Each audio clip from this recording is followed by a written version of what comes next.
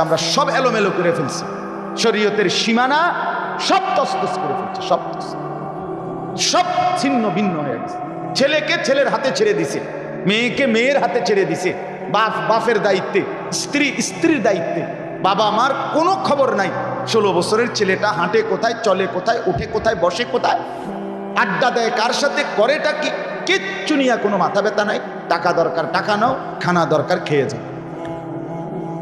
এমনি সামাজিক উন্নয়ন হবে না। আমি নিজে কিতাবে পড়ছি, ওই কিতাবে আছে একটা আশ্চর্য কথা শুনেন। যেই সমাজে অস্থিরতা বেড়ে যায়, যেই সমাজের যুবক চরিত্রহীন হয়ে যায়, যেই সমাজের মেয়েরা বেহায়া দুশ্চরিত্র হয়ে যায়, খোদার কসম সেই সমাজের মধ্যে শেষ পর্যন্ত পারিবারিক যেই পবিত্র সম্পর্ক বন্ধন, এগুলো আর নিরাপদ থাকে না,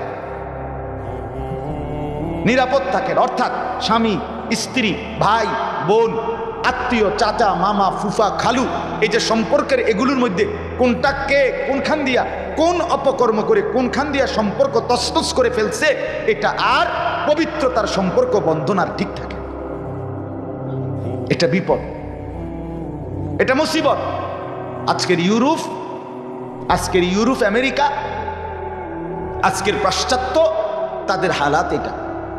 তাদের মেয়ের রোমে অন্য ছেলে, ছেলের রোমে অন্য মেয়ে, স্ত্রীর রোমে অন্য পুরুষ, স্বামীর রোমে অন্য মহিলা, একই ফ্যামিলিতে। আমি এই নিজ কানে শুনছি, আমেরিকান মানুষ দাওয়াত ও তাবলীগের মধ্যে আসছে, আমেরিকান জামাত তরজমা করছে যে ওনার বয়ানের, উনি নিজে বলছে যে আমরা এমন এলাকায় বসবাস করি, যেই এলাকায় একই ঘরে একই ছাদের নিচে মেয়ে একজন ছেলে নিয়ে আসে রাত্রে, ছেলে একজন মেয়ে নিয়ে আসে, স্ত্রী একজন পুরুষ নিয়ে আসে, স্বামী একজন মহিলা নিয়ে আসে, প্রত্যেকের রুমে আলাদা আলাদা ভিন্ন নারী পুরুষ, সারা রাত যার মতো জেনা বেবিচার অশ্লীলতা, সকালবেলা সবাই আবার একত্রে খায়, নাস্তা করে, কথাবার্তা বলে। কুমিল্লা ভিক্টোরিয়া ডিগ্রি কলেজ, এখানে আপনার ধর্মপুর, এই মসজিদে জামাত আসছিল, আমি ওই জামাত, আমেরিকান জামাত, বিদেশি, এদের মুখে শুনছি সরাসরি তর্জমা। এই জন্য ভাই আমার, বন্ধু আমার, সমাজটা বাঁচান, ছেলেগুলোকে বাঁচান, আগামী জেনারেশন বাঁচান, আগামী জেনারেশন বাঁচান, আগামী প্রজন্ম বাঁচাইতে হবে। আমাদের ছেলেদের চেহারা দেখেন। আপনারা একজন মুরব্বী চাচা, আপনারা একজন মুরব্বী কদ্দুর দাঁড়াই আসান, এখানে যে কয়জন বইছে আমনে টের করতে পারবেন। নূর আলম ভাই কদ্দুর আমনে খাড়াই আসান, আমনে দেখেন নামাজ পড়ছে কয়জন, নামাজ পড়ে নাই কয়জন, আমনে দাঁড়াইয়া দেখেন, আপনারা দেখেন, চাচা আমনে দেখেন, জিজ্ঞেস করেন এদেরকে বুকে জড়াইয়া ধরে যে বাপ তোমার নামাজের ওয়াক্ত হবে কোন দিন, তোমার কোন দিন মনে পড়বে তুমি মুসলমান, কোন দিন মনে পড়বে তোমার মার পবিত্র দুধ তুমি খাইছ, কোন দিন মনে পড়বে তুমি মুসলমান বাবার সন্তান। আমাকে দায়িত্ব দেন, আমি দাঁড় করাই, আমি 100 জন ছেলে যদি দাঁড় করাই, আশা করি ইনশাআল্লাহ আল্লাহর উপরে ভরসা করে বলতে পারি 98 জন ভুল হবে না। বেনামাজি দাঁড় করাই আমি, বেনামাজির চেহারার মধ্যে দয়া মায়া থাকে না, রসকস থাকে না, হাজার পাউডার দিলেও ক্রিম লাগাইলেও তার চেহারার সৌন্দর্য থাকে না। কসম, এটা পরীক্ষিত, এটা পরীক্ষিত। বেনামাজির চেহারার মধ্যে কোনো সৌন্দর্য থাকে না, বেহায়া হয়ে থাকে, যার শরীর নাফাক, পেশাব করে পানি নেয় না একবারও।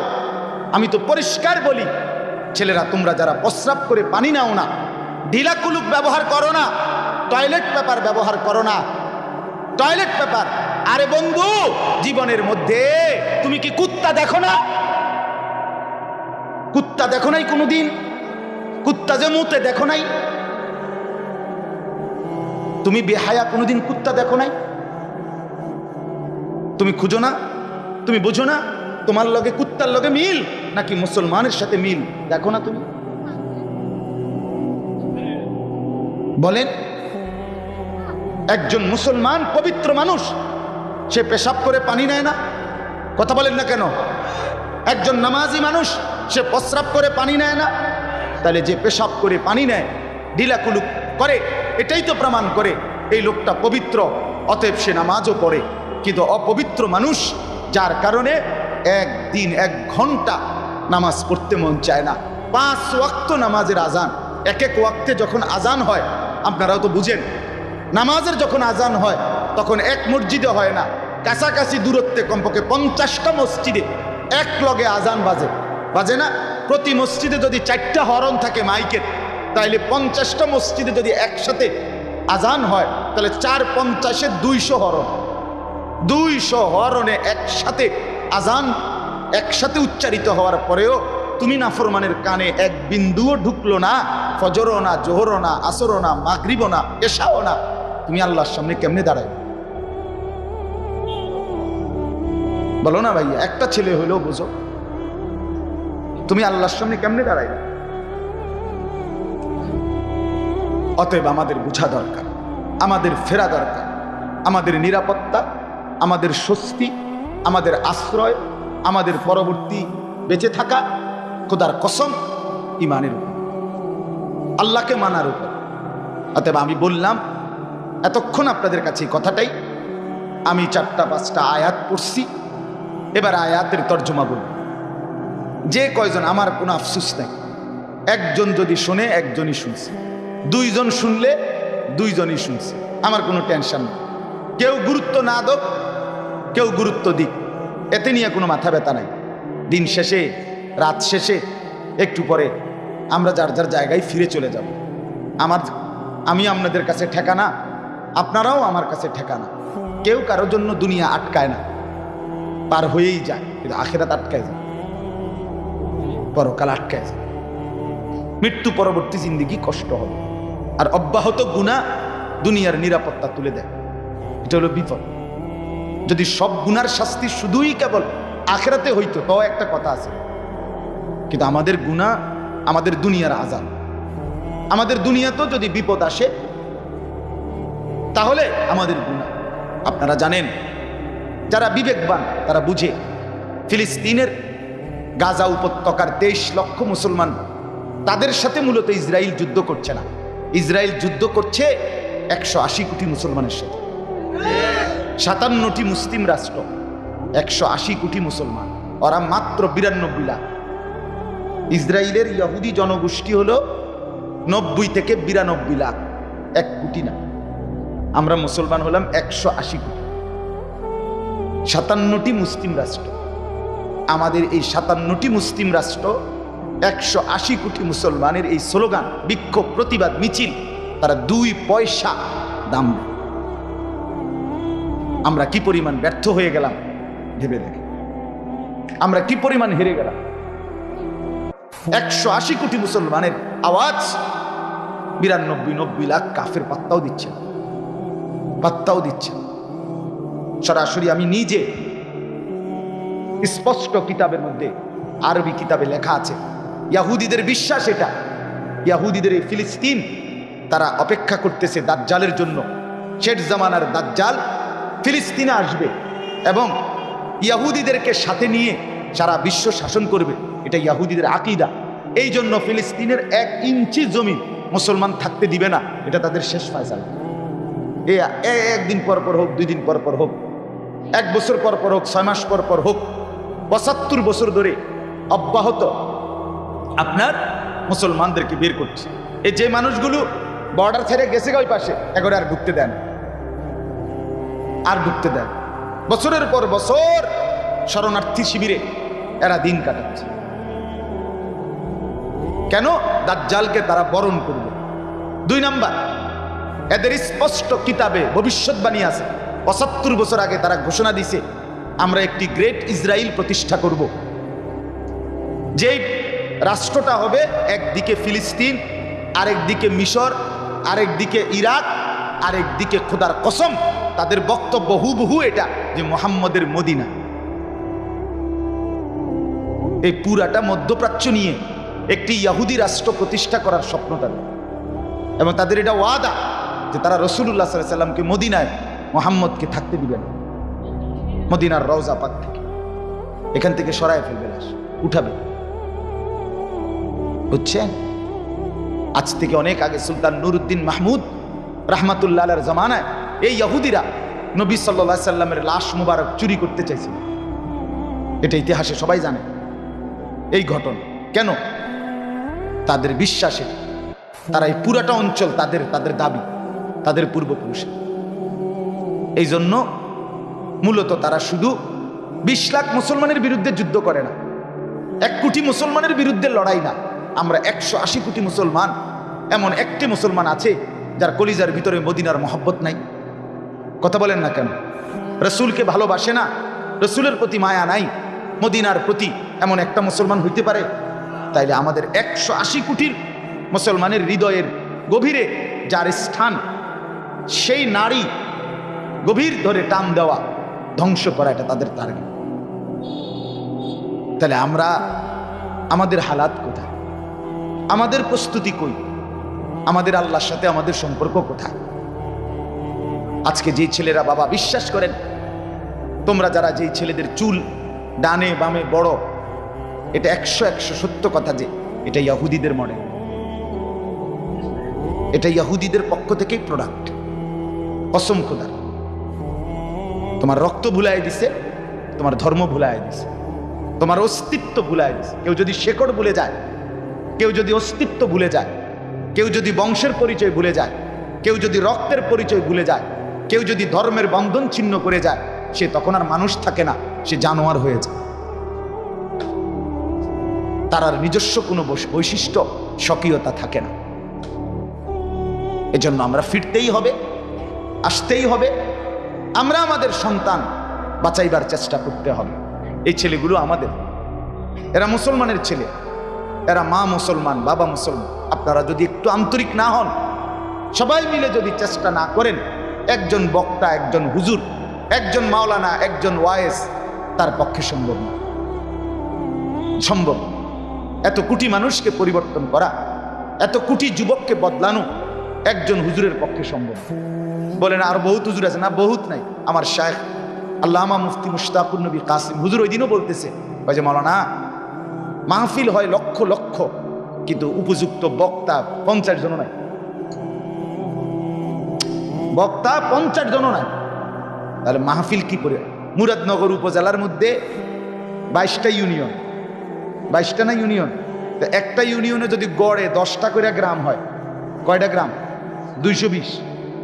বুঝেন না আপনি? কথা, একটা গ্রামে এখন গড়ে 5টা মাহফিল, আপনি 3টা হয় ধরেন, তাহলে 220টা গ্রামে গড়ে, আমি একটা কইতেছি আর কি, একটা হিসাব, 3টা করে যদি মাহফিল হয়, কয়টা মাহফিল?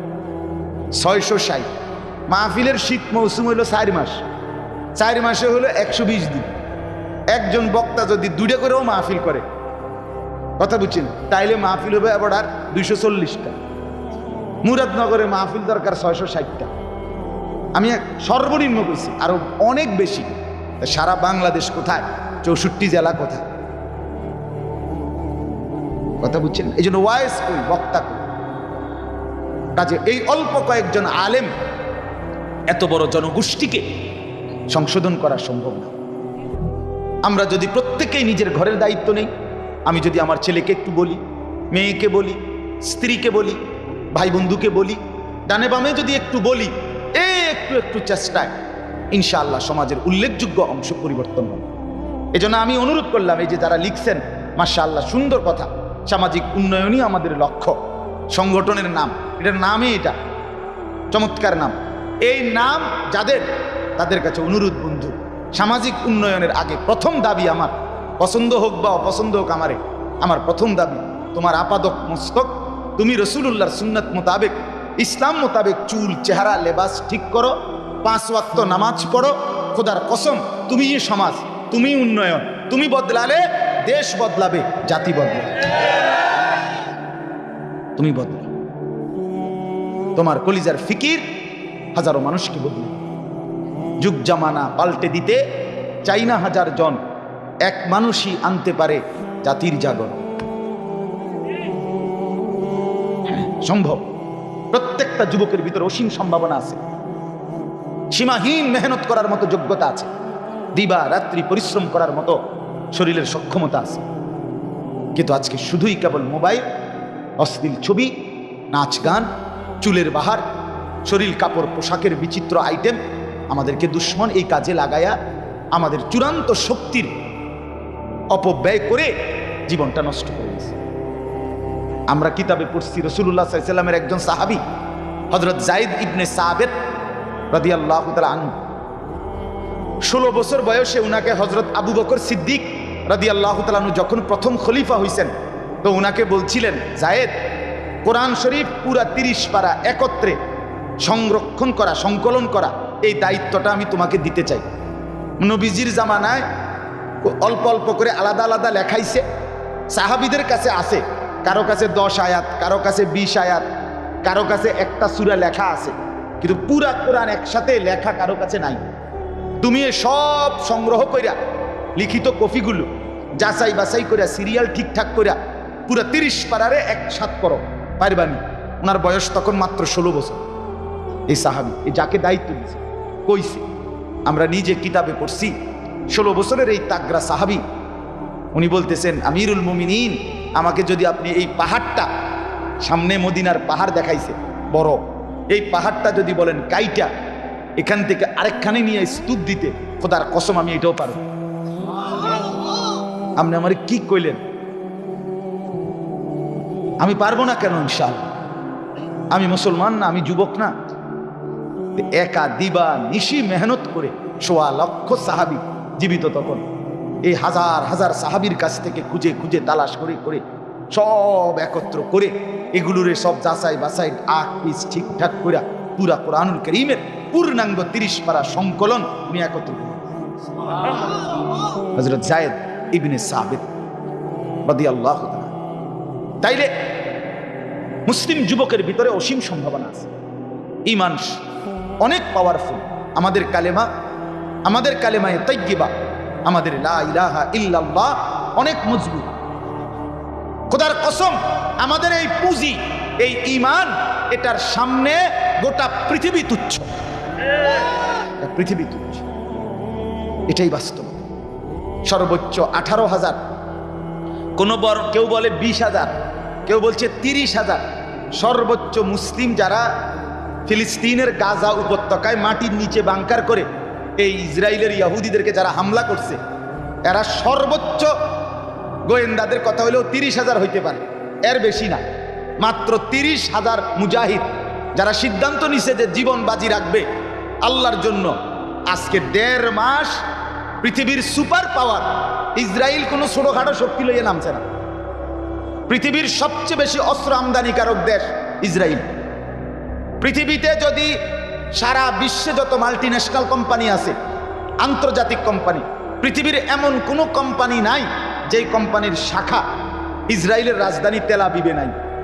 পৃথিবীতে সবচেয়ে অত্যাধুনিক শহর বলা হয় আমেরিকার সিলিকন ভ্যালি, 1 নাম্বার, আর 2 নাম্বার হলো ইসরায়েলের এই রাজধানী তেল আবিব, যেখানে কখনোই লিখেছে বইতে, পত্রিকায়, যে এটা এমন এক শহর যেখানে কখনো রাত হয় না। এদের বক্তব্য 24 ঘন্টা যেখানে কাজ চলে, কেউ না কেউ কাজ করে। এই তেল আবিব ইসরায়েলের স্থলপথে, নৌপথে, মানে সমুদ্র পথে, বিমান পথে, এই টানা আজকে 45 দিন তাদের সমস্ত অস্ত্র, গোলা বারুদ, বোমা সব ফেলাইয়াও এখনো 1 সেকেন্ডের জন্য হামাস মুজাহিদদের ঘাড় নোয়াইতে পারে না। তালাশি করে পায় না, জিম্মি কই রাখছে, বন্দি করছে জাগরে, হেরারে যে থুইছে কই, হিটেই পায়। অথচ ইসরায়েলের গোয়েন্দা মোসাদ সারা পৃথিবীতে দাবি করে পৃথিবীর সবচেয়ে অত্যাধুনিক গোয়েন্দা সংস্থা হলো ইসরায়েলের মোসাদ। বেল নাই, আয়রন ডোম, যেটা তাদের সবচেয়ে অত্যাধুনিক মেশিন। অর্থাৎ ইসরায়েলের দিকে যদি কেউ সীমানার থেকে, একটা নির্দিষ্ট এরিয়া থেকে যদি কেউ একটা সুইও আলগি দেয়, হ্যাঁ গো, মেশিনের রাডারে ধরা খায় যে এনে সুই আলগি দিছে। সেখানে 20 মিনিটে 7,000 রকেট ছুটছে, একটা রকেট কেটে বদনার সমান, টেরও পায় না। আল্লাহ যখন, বাস্তব কথা এটাই, আল্লাহ যখন দয়া করে মুমিনের ঈমান যখন গ্রহণ করে, তো আল্লাহ তাআলা নিজ কুদরতি হাতে ঈমানদারকে সাহায্য করে। খোদার কসম, ইন তানসুরুল্লাহ ইয়ানসুরকুম, আল্লাহ বলে ঈমানদার তোমরা আমাকে সাহায্য করো, আমি তোমাদেরকে সাহায্য করব। ইন তানসুরুল্লাহ ইয়া আইয়ুহাল্লাযীনা আমানু, হে ঈমানদারগণ, তোমরা আল্লাহকে সাহায্য করো, আল্লাহ তোমাদেরকে সাহায্য করবে। আল্লাহ তোমাদের, কোরআনে আছে বদরের যুদ্ধের সময় আল্লাহ বলছে ফালাম তাকতুলুহুম ওয়ালাকিন্নাল্লাহ কাতালাহুম। ও আমার বদরের সাহাবীরা, আল্লাহ বলে 313 জন তোমরা যুদ্ধ করো নাই, আমি আল্লাহ বদরের যুদ্ধ আমি করছি। কোরআনের আয়াত, ওয়ালাকিন্নাল্লাহ কাতালাহুম। আল্লাহ বলে যুদ্ধটা আমি না করছি, আমি না করছি। ওমা রামাইতা ইদ রামাইতা ওয়ালাকিন্নাল্লাহ রামা। আল্লাহ বলছে বন্ধু, আপনি যে শত্রুদের দিকে বালু মারছেন, আসলে তো আমনে মারেন নাই, দেখছে না মানুষে আমনে মারছেন। আল্লাহ বলে কসম বন্ধু, আমি আল্লাহ ওই বালু ছুঁড়ে মারছি। নাহলে রসুল যদি নিজের যোগ্যতায় মারতেন তাহলে সামনের দিকে যে কয়জন তাগো চোখে লাগতো, কিন্তু আল্লাহ যখন মারছে এটা মূলত, তখন চতুর্দিকের সবার চোখে এই বালু লাগছে। তো হেদিকে গুললো কেমনে বালু? বোঝেন না? মুট করে যদি কেউ বালু মারে তো সামনের এই কয়জনের মুখ চোখে না পড়বে, এগোটাকেও চোখে পড়লো কেন? এদিকের ওনাকেও চোখে পড়লো কেন? এগো চোখে পড়লো কেন? আল্লাহ বলে না না দোস্ত, আমনে না, আমি মারছি। আর আমি মারলে সব দিক ঘুরে তারি। কোরআন, হতাশ হওয়ার কিছু নাই। আমাদের আল্লাহই আমাদের বিশ্বাস, আমাদের ঈমান, আমাদের কালেমায়ে তাইয়্যিবা, আমাদের লা ইলাহা ইল্লাল্লাহ, এটার উপরেই আমাদের আস্থা। আমি সব সময় বলি যে আবু জেহেল, আবু লাহাব, উতবা, সাইবা, উমাইয়া ইবনে খালফ, মক্কার বড় বড় কুরাইশ নেতা, তারা ঈমান আনে নাই। তারা মনে মনে ভাবছে আমরার মতো মাতবর যদি ঈমান না আনি, আচ্ছা দেখুন তো মোহাম্মদ কদ্দুর আজ্ঞায়, আচ্ছা দেখুন না হাবড়া কি উল্টায়, আমরা মেন ফিলার, আমরাই নাই, কে তারে সহযোগিতা করবে? দেখাই দিছে সর্দার মাতব্বর সরো, তোমাদের মতো অহংকারীকে ছাড়াও আমি আল্লাহ আমার রসুলকে মক্কা বিজয়ও করাইছি, ইসলামের বিজয়ও সারা পৃথিবীতে ছড়াইয়া দিছি। তাইলে আবু জাহেল, আবু লাহাব তারা জাহান্নামী হয়েছে, কিন্তু ইসলাম বিজয় হয়েছে কিনা বলেন? এজন্য যুবক, আমি তোমাদের একজনকে বললাম, হতে পারে কিছু ছেলে পাত্তা দিবে না, নামাজ পড়বে না, চরিত্র সুন্দর করবে না, অসভ্যতা ছাড়বে না, সে মনে করবে হাসতে হাসতে উড়াই দিছে। না রে বন্ধু, তোমার মতো 2-4 জন অপদার্থ না হইল ইসলাম ঠিকই টিকবে, মুসলমান জিতবে, ফিলিস্তিনও জিতবে ইনশাআল্লাহ। খুদার কসম, তুমি কামে লাগলা না, তুমি কামে লাগলা না, তুমি বদনসিব, কিন্তু ইসলাম কি করবে? থাকবে, মুসলমান থাকবে, আল্লাহর দিন টিকবে। দেখার বিষয় হলো আমি আর তুমি কামে লাগছি কিনা। ওই আমরা অনেক সময় দেখবেন মসজিদ মাদ্রাসার কামের বেলায় কয় হুজুররা সব সময় যে ভাই মসজিদে হয়ে যাবে, মাদ্রাসাও হয়ে যাবে, থামবে না, শেষ পর্যন্ত মসজিদের কাম শেষ হয়ে যাব। কিন্তু দেখার বিষয় হলো আমনের টাকা কামে লাগছে, ঠিক কিনা বলেন? এর দূর হলো বিষয়। আর আমনের টাকা ছাড়াও মসজিদ ঠিকই হয়ে যাবে, আমনের টাকা ছাড়াও মাদ্রাসা ঠিকই হয়ে যাবে, কিন্তু দেখার বিষয় হলো আমনে কামে লাগছে না।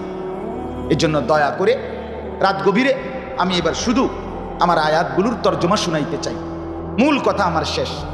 আমাদের আল্লাহ, আমাদের ঈমান, আমাদের বন্দিগি, আমাদের আমল, আমাদের সেজদা, এটাই আমাদের পুঁজি। আমাদের আমেরিকা নাই, আমাদের কোনো জাতিসংঘ নাই, আমাদের জন্য কোনো মানবাধিকার সংস্থা নাই, আমাদের জন্য কোনো আন্তর্জাতিক আইন নাই, খোদার কসম কিচ্ছু নাই। আমাদের একজনই শুধু, তিনি আমাদের আল্লাহ। আমরা সুখ পেলে তার কাছ থেকেই নিতে হবে, মুসলমান পরিচয় দিই। আল্লাহ আমাদেরকে বুঝ দান করেন, আল্লাহ আমাদের ছেলেদেরকে বুঝ দান করেন, আমাদের সন্তানদেরকে বুঝ দান করেন। দেখেন আল্লাহ তাআলা এখানে উদাহরণ দিচ্ছেন, তর্জমা শুনেন তাহলে আপনি মজা পাবেন। কোরআনুল কারীমের 13 নম্বর পারা 14 নম্বর সূরা, সূরা ইব্রাহিম সূরাটার নাম। এই সূরার 24 নম্বর আয়াত আমি তেলাওয়াত করেছি এখান থেকে। আলাম তারা কাইফা দরাবাল্লাহু মাসালান কালিমাতান তাইয়্যিবাতান কাশাজারাতিন তাইয়্যিবা। সহজ কথা হলো আল্লাহ বলেন, বন্ধু আপনি কি দেখলেন আমি আপনাদেরকে বোঝানোর জন্য কেমন সুন্দর একটা উপমা, দৃষ্টান্ত পেশ করলাম। আল্লাহ একটা উদাহরণ দিছে। কিসের উদাহরণ? কালেমায়ে তাইয়্যিবা, মানে মুমিনের ঈমান, আমাদের যে কালেমা লা ইলাহা ইল্লাল্লাহ, এইটার দৃষ্টান্ত কেমন, আর কাফেরের কালেমা মানে কুফরি শিরিক যারা বেঈমান তাদের কথা, এইটার মজবুতি কেমন, আর আমাদের কালেমা লা ইলাহা ইল্লাল্লাহর মজবুতি কেমন, আল্লাহ এখানে একটা উদাহরণ দিয়েছে। আমি আগে মুখে একটু বলি, তাহলে আপনি তরজমা বুঝতে সুবিধা হবে। আল্লাহ বলেন মুমিনের কালেমা, ইমানদারের লা ইলাহা ইল্লাল্লাহ কালেমায়ে তাইয়্যিবা, এটা সরাসরি পবিত্র একটি গাছের মতো। রাসূলুল্লাহ বলছে যেই গাছের নাম হলো খেজুর গাছ। কোন গাছ? খেজুর। আচ্ছা, কেন বলছেন? আল্লাহ বলছে আসলুহা সাবিতুন ওয়া ফারউহা ফিস সামা। খেজুর গাছ এমন একটা গাছ যেই গাছের শেকড় কাণ্ড অনেক গভীরে, অনেক মজবুত, আর যেই গাছের উচ্চতা, ডালপালা, শাখা প্রশাখা, ফল অনেক উপরে আসমানের দিকেই উঠতে থাকে। এই হলো খেজুর গাছ। আপনি বুঝবেন, সহজ উদাহরণ, খেজুর গাছের শেকড় অনেক গভীর হয়। খেজুর গাছের কাণ্ড, যেটা শেকড়ের উপরে গাছের যে গোড়াটা, এটা খুব মজবুত হয়। শেকড় গাছের, খেজুর গাছের লম্বা দৈর্ঘ্য অনেক উপরে, এর উপরে ডালপালা ছড়ায়, আর একদম উপরে একবারে গোড়ায় উপরে গিয়া ফল ধরে।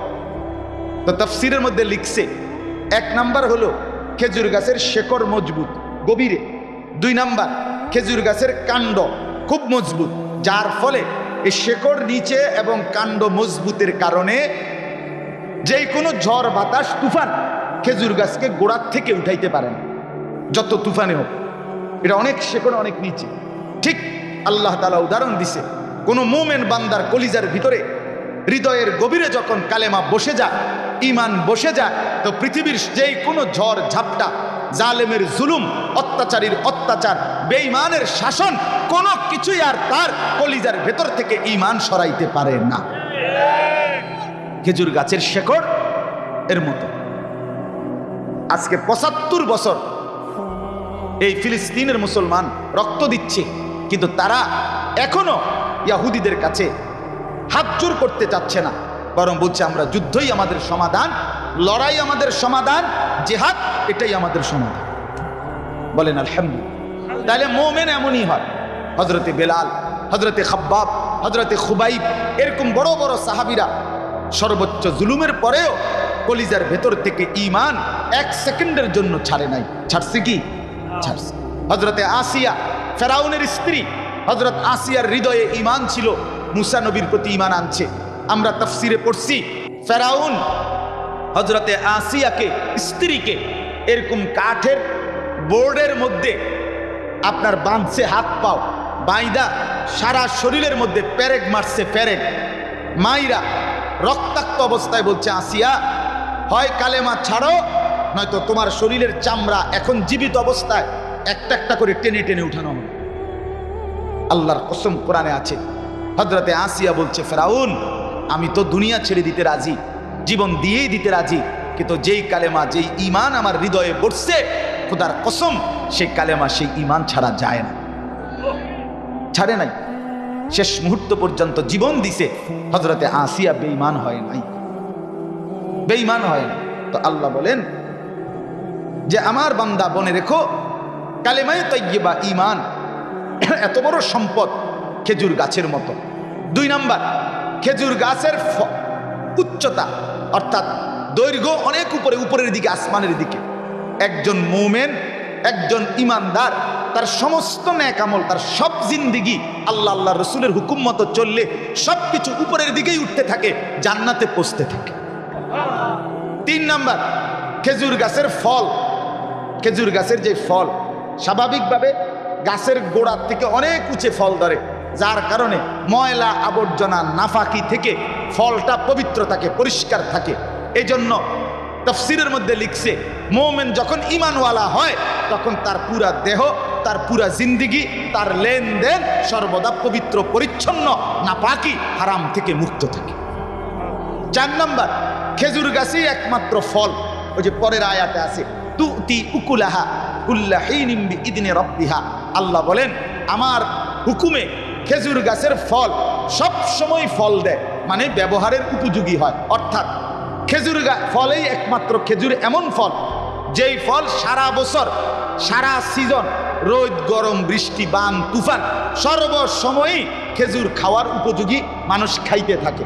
আল্লাহ তাআলা উদাহরণ দিছে এই জন্য খেজুর গাছের সাথে মোমেনের উঠা বসা নড়া চড়া হাসি কান্না রোজা নামাজ ওযু গোসল জিকির তেলাওয়াত আল্লাহর হুকুম মতো হইলে সারা বছরই নেকি আসতে থাকে, জান্নাত মিলতে থাকে। আল্লাহ তাআলা বলেন ওয়ায়াদরিবুল্লাহুল আমসালা লিন-নাসি লাআল্লাহুম ইয়াতাযাক্কারুন। অতএব আমি আল্লাহ উদাহরণ দিয়ে বুঝাই দিলাম যেন আমার বান্দারা উপদেশ নিতে পারে। কাজে মুমিনের ঈমান এটা বড় সম্পদ।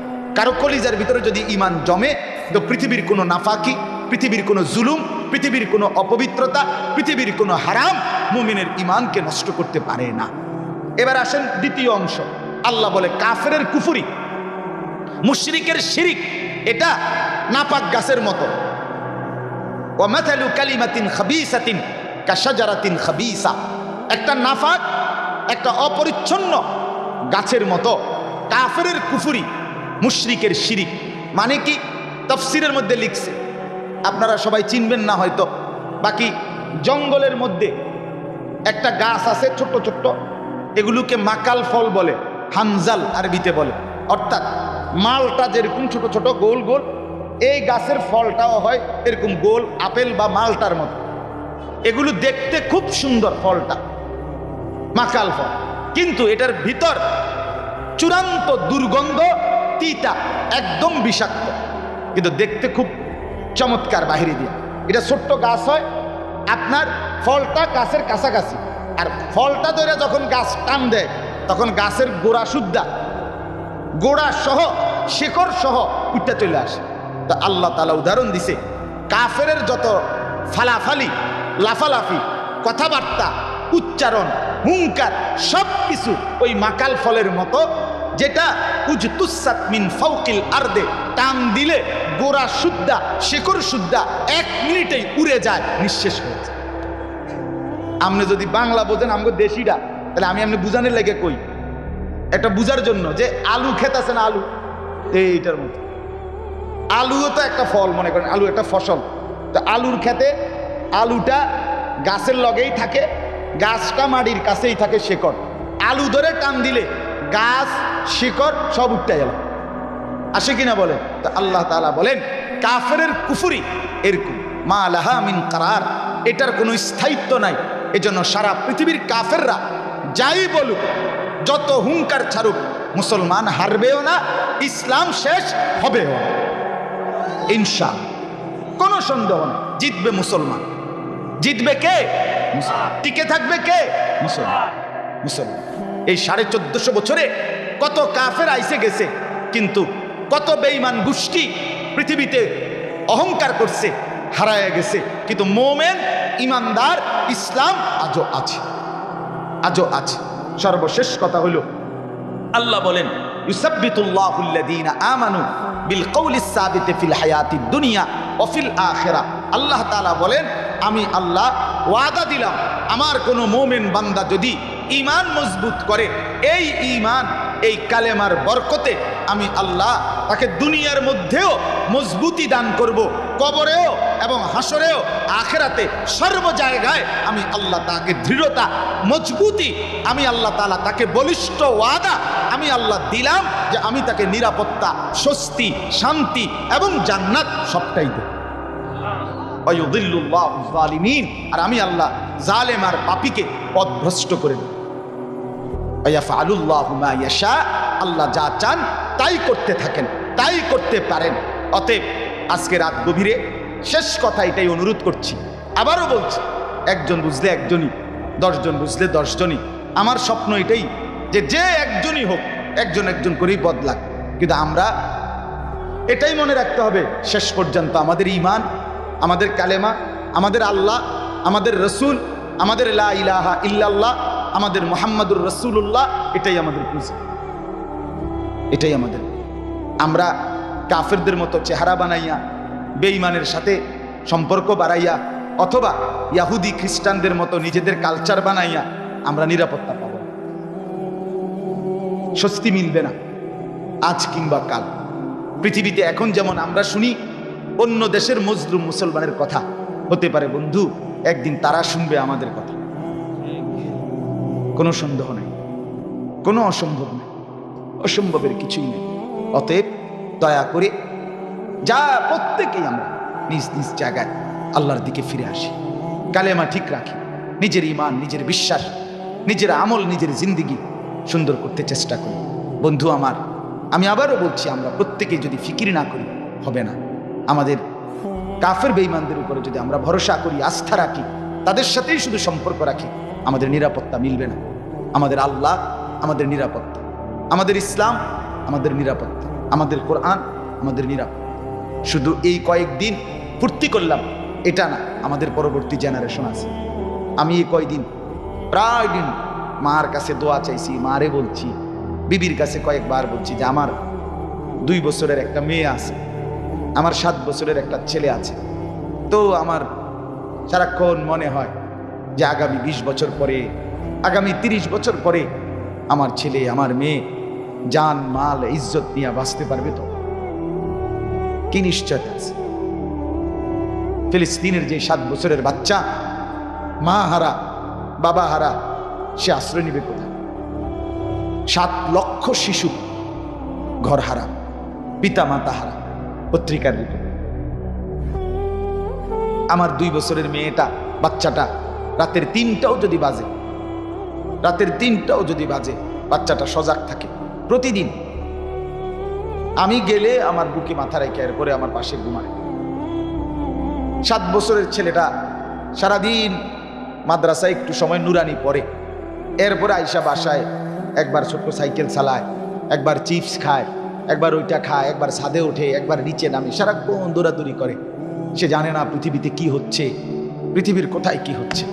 তো ফিলিস্তিনের সেই 7 বছরের বাচ্চাও তো জানে না।